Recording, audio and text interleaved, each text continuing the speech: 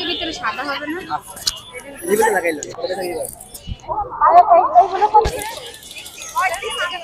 এটা 150 টাকা। হুম, জি জি বলেন। এটা 350 টাকা, আর এটা 300 টাকা, আর এটাও 300 টাকা। আমি সীমিত আকারে বিক্রি করি, আর আপনি তো দেখেন, আপনি তো দু একদিন ভিতরে আসছেন আমার দোকানে। আমি ওরকম বিক্রি করি না, বুঝছেন, আমি মাল সেল দিয়ে বেশি লাভ কম করি। জি, এটা 650 টাকা, এটা কক্সেল, চায়না কাপড়ের। দেখছেন কাপড় আগে চিনতে হবে, বুঝছেন, আগে কাপড় চিনবেন, এর ভিতরে কম দামে বেশি যাচ্ছে না আপা, একদম। আমরা তিনটা জুতি নেন, আমরা একবার 900 টাকা নেওয়া যাবে, এটা আবার সীমিত লাভ আপা।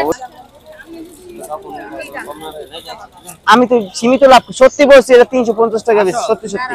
তারপর আমি 300 টাকা নিয়ে গেছি। না পারবো না আমি। না আচ্ছা সাদা, সাদা পান নাই? আচ্ছা আচ্ছা, এটা সাদা দেওয়া যাবে, দেওয়া যাবে। না বস,